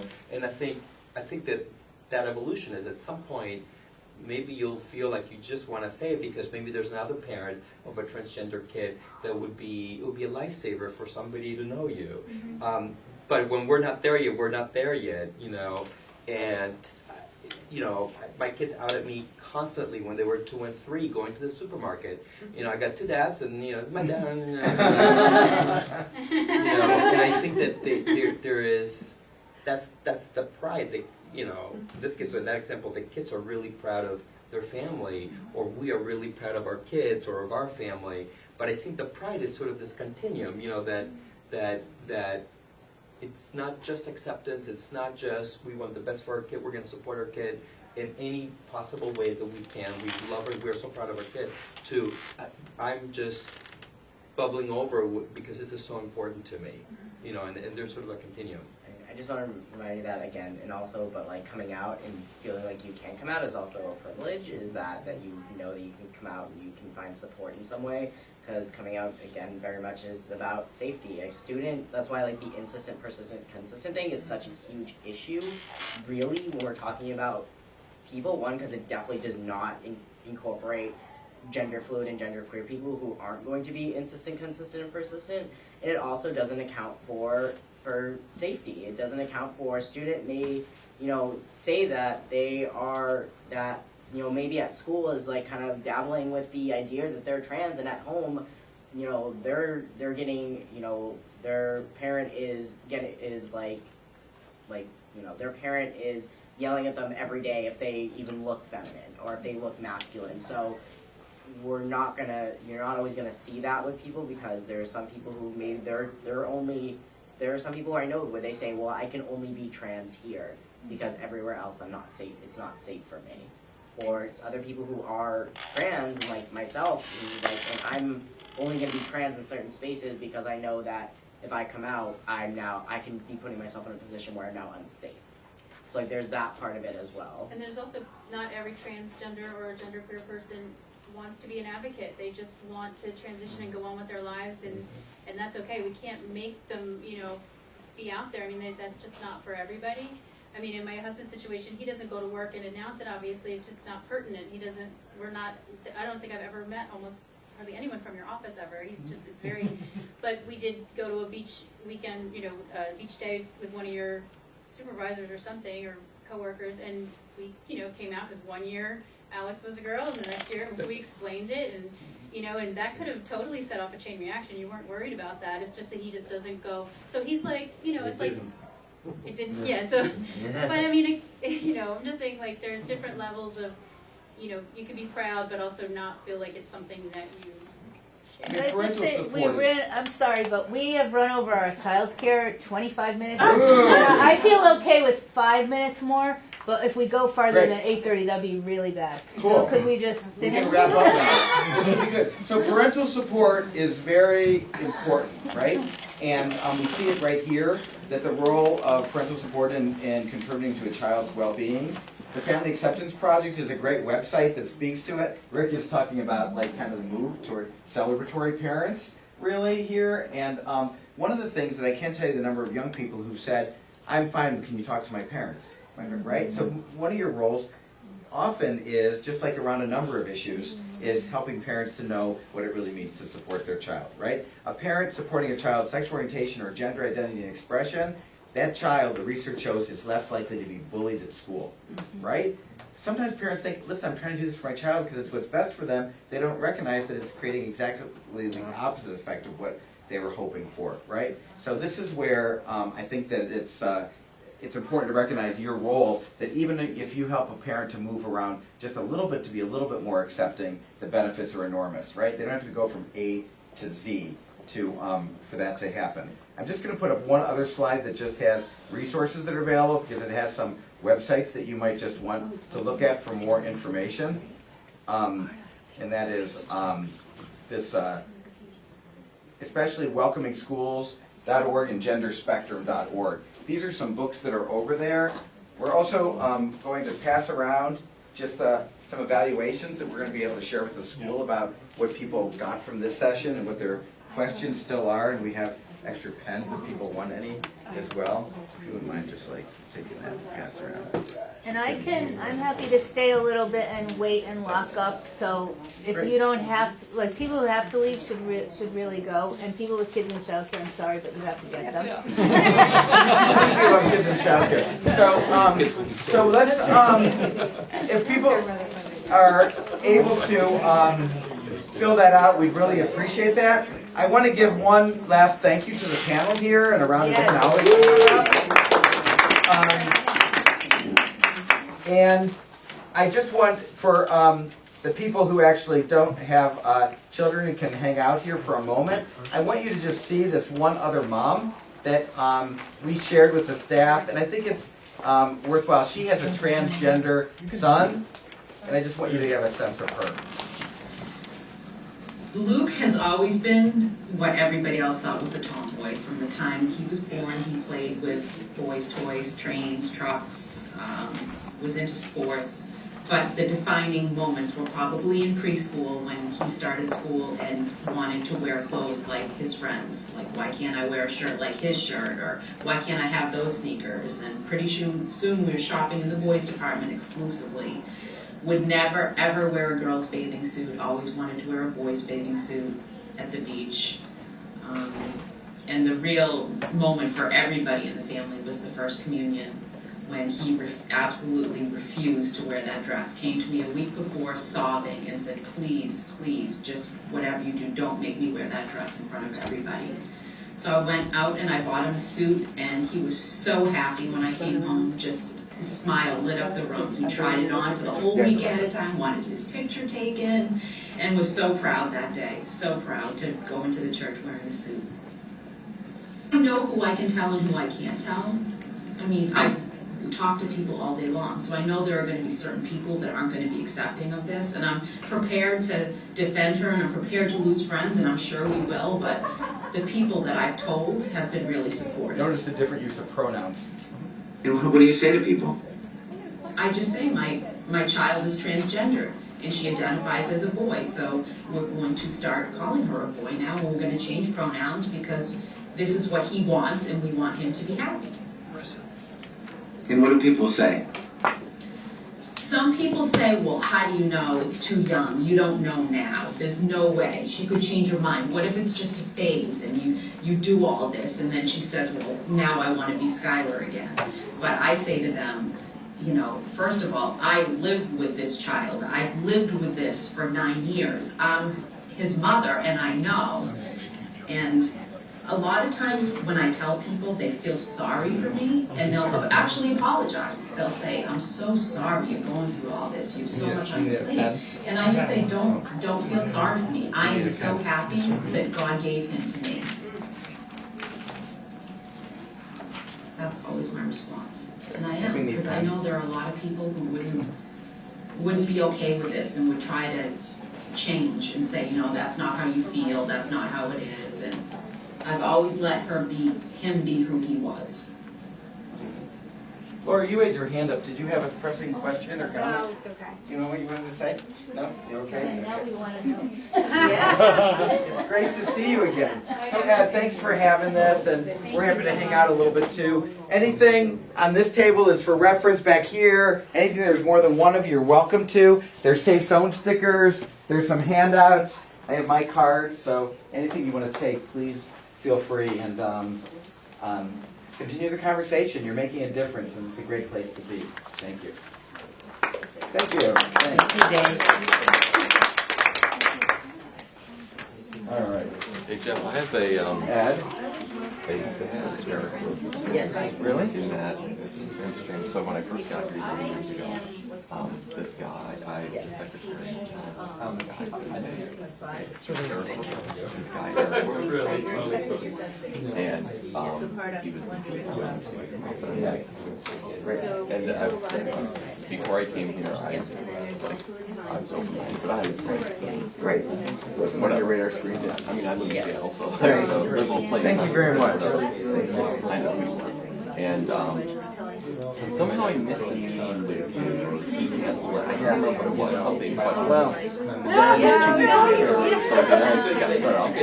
and he never showed up. That was the day he yeah. He was supposed to meet you that day? Yeah. And incredible. Yeah. And again, I was so new to Fairweather, I knew none of his history here or anything. It's one of those like, when I learned of who he was, I was like, oh my god, so close to being Oh, you tell me, it feels like the bathroom. You know what? Where is it here? Right. Yep.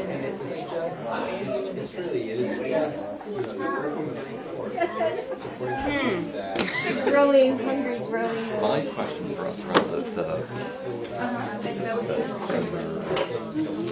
bathrooms, but it's the unit trip. No, I had to get it. I was trying to go because we were going to gather Owen so that. Jen is saying, should we make an assumption? Alexa can go home. Or should it be missed? And I don't think but then you could get to that thing of students, yeah. right. But then you could get to that thing of presenting about homosexuality or right. So if you let people choose by what they're comfortable with, so it brings up a whole right.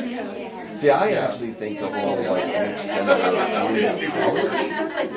I'm like, clearly there's a lot of sexual activity stuff. And like, now again, if you get to choose your room, I guess you're choosing your room, right? You don't have to do that. No, right. I don't know why a woman would ever want to live with a man in terms of what they're filming. Right. I'm like, yeah. And dirty.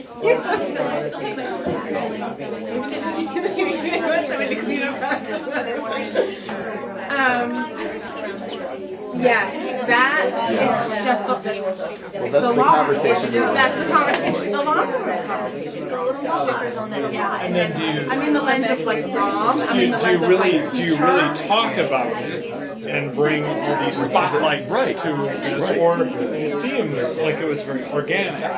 Right. But there's see the difference is when we go to when we go to farm school, you're in a bunk room. I actually think that everyone's changed in the bathroom and they're sleeping bags, that's fine. But then when you're in a hotel room and there's 4 kids and the doors are closed, right, and you're sharing a bed, right? Because it's already a thing where they always come back, so-and-so slept in their clothes and they slept in the bathtub. They didn't feel comfortable sleeping in the same bed with another student. Yeah. So. I come from a generation, a culture. No, we do all the rooming because, and we don't tell them until they're, I think, there, because there's so much social dynamics of who's in and who's out. So we don't, and we spend a lot of time orchestrating all that. Because then